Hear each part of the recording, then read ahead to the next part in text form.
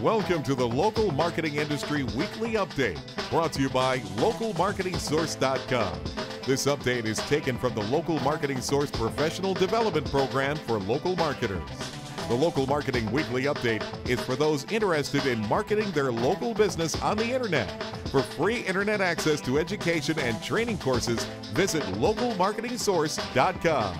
This week's Local Marketing Update is brought to you by Scott Gallagher.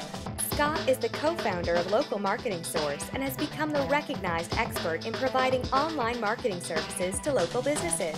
Follow Scott on Twitter @ScottGallagher5 and on Facebook.com/ScottPGallagher. All right.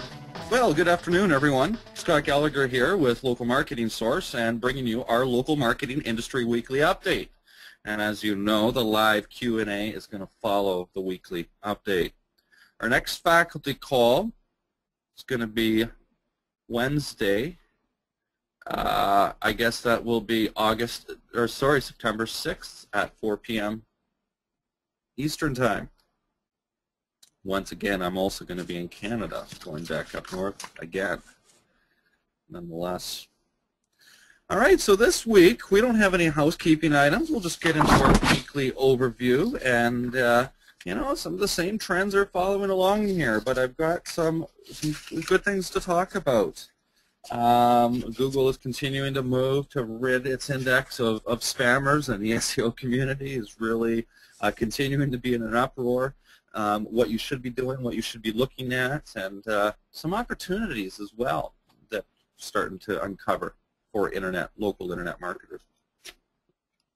But in the news, Twitter.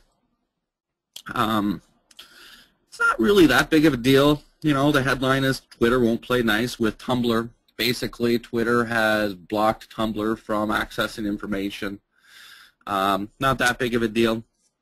But when we start to look at some of the history and uncover what Twitter's been doing, Twitter's been blocking a lot of different sites from feeding its information. Not Facebook or Google yet, but sites like Tumblr and Instagram, Doodle, and LinkedIn. We reported that, what, 3 or 4 weeks ago, and that was a big one. And so what is Twitter up to? Well, they're protecting their information.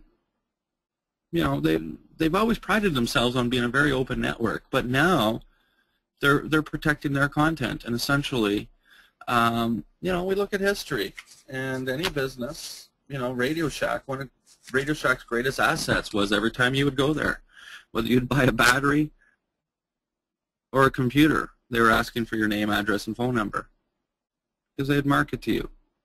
Well, that list was very valuable. Those names and addresses were valuable. That's the world we live in right now.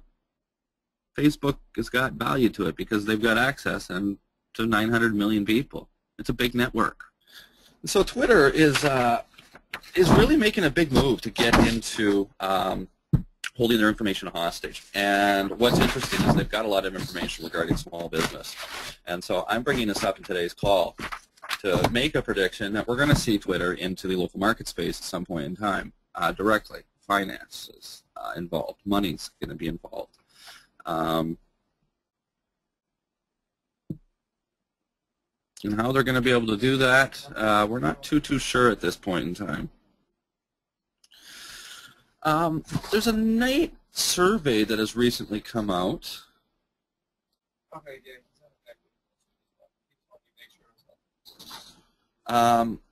And in this survey, it talks about the SEO industry and marketers and the tools that they're using. I know I've been getting a lot of questions about tools, and it's also nice to see, Cindy, you're on the line, because I was thinking about you when I was reading this, bringing this into the content in regards to tools.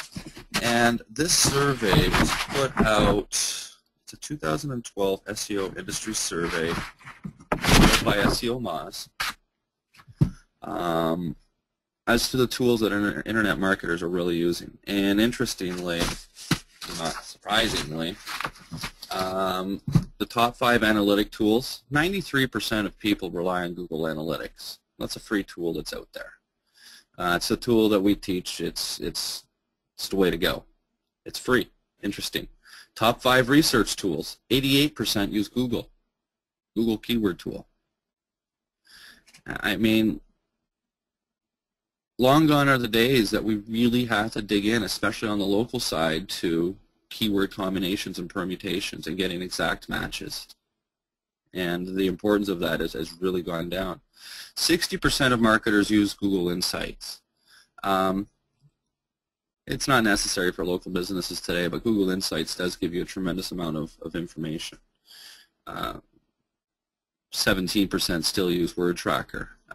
Definitely not for local. That's not necessary. I am a customer of Word Tracker. I pay the monthly fee for it. And conversion rate optimization and usability tools. 73% of internet marketers use Google Website Optimizer. This is something that's discussed and talked about in the course to be able to do different types of testing for conversion. And an overall assessment is 83% use Google Webmaster tools. 47% use SEO Moz and OpenSite Explorer. OpenSite Explorer is a product of SEO Moz. It is on its own domain name, and it's essentially giving you a link count just like what Yahoo used to do for us. So you see these 4 tools here. There's no additional tools really that are necessary for SEO other than Google search itself if you're doing some competitive research. And although people say, oh, tools change from time to time and whatnot, you've got 3/4 of internet marketers that have stabilized on one company's products, and it's all free products. And these are all products that have, I can't say come out in the last 3 years, but especially Google Webmaster account and Google Webmaster tools have changed significantly for SEOers. So Google's not against SEOers by any stretch of the imagination. But it takes a good SEOer or internet marketer to interpret that data and make business sense of it. Think about that for a moment. Data is only so powerful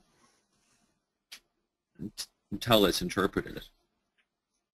And depending on how that data is interpreted and in turn utilized to put together a strategy is really going to signify how valuable that data was in the first place. So it's not the tool that's important, it's the data. And when we start to talk about local businesses now, for example, keyword research, it's not the tool, it's the data. And Google's given you what's called secondary market research. We can also start to identify patterns in Google AdWords tool that when we start to get below 1,000 searches per month, the data is really bizarre and skewy. Google likes to pick numbers like 780 and 420 searches without giving you exact data. And also in Google Analytics, as reported by Mike Blumenthal likely, 8 weeks ago, that 60% of search phrases are not provided in Google Analytics anymore, and that number is likely to increase. So they're not giving us exact data to define strategy, but they're giving us data to interpret business problems. And for example, if we were to conduct primary market research and grab a clipboard and go to our local mall and ask 100 people and give them a smartphone and say, hey, with this phone, what would you do if you had to find yourself a dentist right now? Well, I would probably search, click the search button or go to google.com and do a search, okay? What would you type into that search box? Well, I would probably type in Algonquin chiropractor or dentist or whatever you're looking for. Okay, boom, 1 check for that. You do that 100 times, you need to have a list of 5 or 6 keywords that people would utilize. Those are your top keywords. That's primary data research. Within the United States itself, there are cultural differences as you move from state to state. For example, in the Southeast, they call their lunch dinner. And then they call their dinner supper. Here in the Midwest, we call our dinner dinner, but back home where I was raised, we call it supper and we called lunch lunch. Just different terminology, and you can identify word after word after word of different jargon and terminology and how things are said and interpreted. You're likely going to uncover that in the local market space as well. That's why primary primary market research is going to yield better results than Google's keyword tool to begin with. Now, the same thing with Google Analytics. The ability of Google Analytics is pretty intense. What you can do with it is way beyond what you would ever need to do for a local business. And so familiarizing yourself with some of that and understanding that what referrals are and how they work and how you can interpret landing content, looking at averages of how long people have been on a page from specific referring sites, and then step up that marketing strategy.